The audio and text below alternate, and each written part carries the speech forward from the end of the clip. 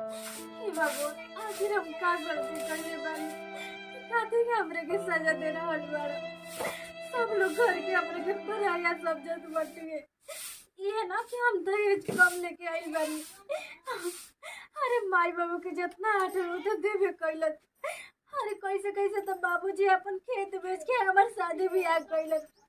अब उनके बस का हो गइल बा के दियत। लेकिन ये घर के लोग कोई नहीं के समझत। जब ना तब सब लोग ताना मारते रहते बाटे, हमरे के बोलते मारते रहते बाटे।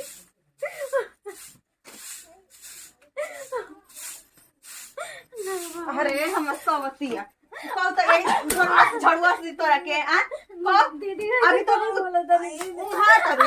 उहाँ तरू एजा बैठ के आ मानर पूजा तरू एजा बैठ के कि तोर बाबा मरल बा ओ गांव में बैठल बड़े एजा अभी ओई कल पे बर्तन धइले बड़े धोए खातिर के आ ओकरी बस एजा बैठ के तू मानर पूजा तरू दीदी हम धो देतन दीदी धो देतनी देखा अभी कैसे आराम से बैठल दिया देखा अभी कैसे आराम से बैठल दिया ई तनको एकरा लाज शरम बा तोर बाप तो कह के गाड़ी एगो कहलस गाड़ी देवे के ना देहलस अंगूठी से करी कहलस माड़ो में चढ़ावे के ना चढ़ावलस आ ओकरे से जाई बड़ तू महारानी बने अजान तोर के महारानी बन के रहब चल चल कल पे बर्तन धो चल बर्तन धो ले जा हाउ कुकर बाटे हाउ बाल्टी बा दोनों धो के आ जल्दी से खाना बनाना तो यही से तार मुड़िए हम गोती थे जानत नहीं को हम रखे देखो अभी लक्षण तार उतारिए देख कर देतनी अतन क्यों बुल का चिलौली तो 2 मिनट के अंदर जल्दी से धो के आया अभी काम पड़ल बा औरी करे के आओ ना तो यही झड़ुइया से झड़ुआ से देता है जानत नहीं खो देखो अभी जल्दी जल्दी काम कर आया जल्दी से कोके हे भगवान, आखिर हम का करी? कौन कसूर बाटे हमर? का गरीब के लइके ना हो खेली सन। आज हमारे माई बाबू भी रहल रही तो हमर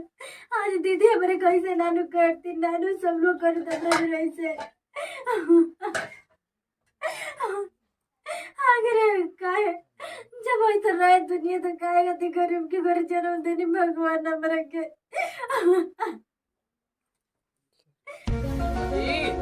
ए भाजी ये नहीं बारू जा बुझाते नहीं के कुछ एक गिलास पानी ले आवा तो काम धाम क के इला पहनी बुझाइबे ना करके जल्दी पानी ले लिया यहां जानी का हो तारे के काहे पानी अभी कहां पानी हैं चल हटाओ जा फेंक दहने पानी पानी तार हाथ के कोई पानी पिएला का पानी लेके आगु दौड़ल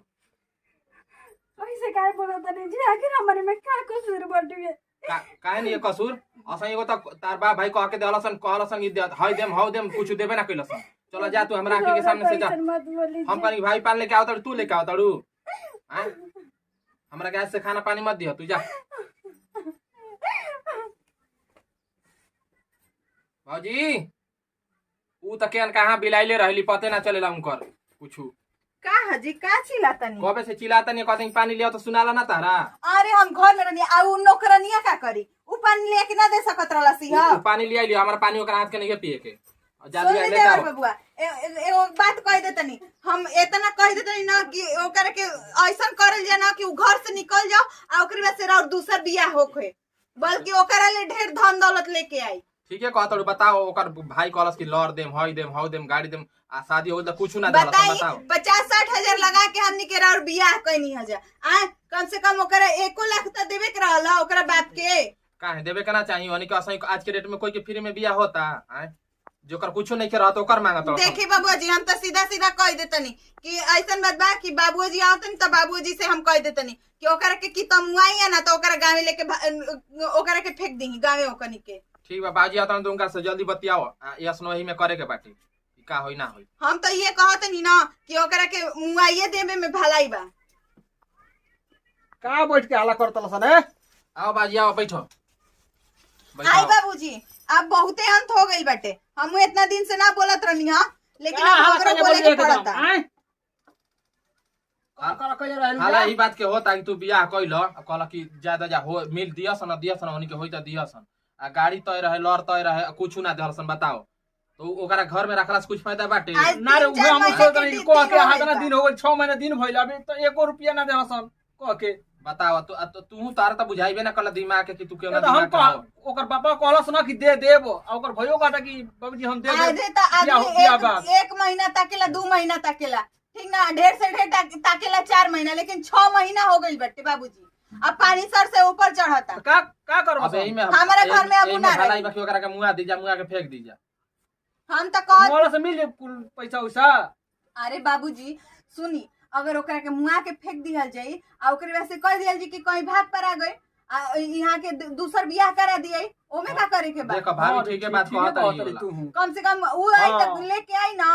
अरे हम ओकर कहली तो अरे हम 25,000 लेके आई नहीं तो कम अरे से बहुत कम चीज 1 मिली हो लाख जब लेके कुछ नहीं आई के घटना रही नहीं के रहत ओकरो के 2 लाख रुपया गाड़ी मिल जाता एगो लर हम मिलिए जाता पूरा घर बताई हमारा ऐसा सोना नियर देवर के 1 रुपया ना देहलन स अब मैं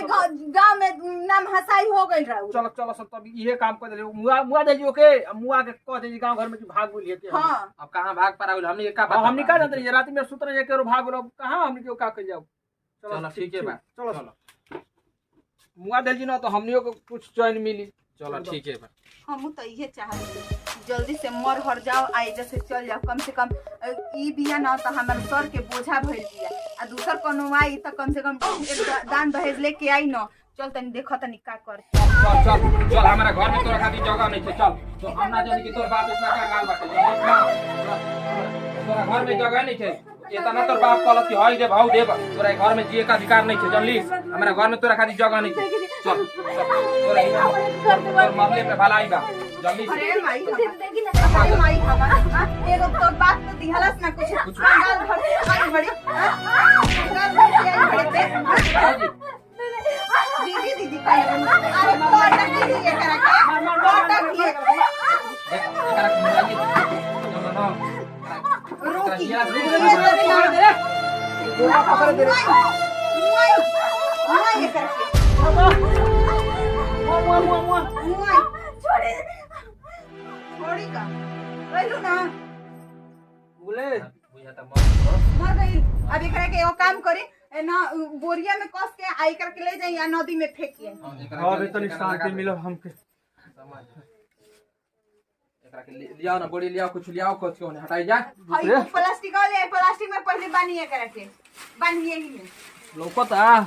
लौकत का बाबूजी रौरा तो 4 गो आंख लगा लेनी लेकिन तब रौरा बुझाला ना ए मेरे पूरा गांव लौ की एकरा कुछ लौ की ये निक रहता तो याद होई पूरा गांव नगर जान तो ना पता नहीं के बारह सन ये शादी कले तब फिरिए गए बारह सन ठीक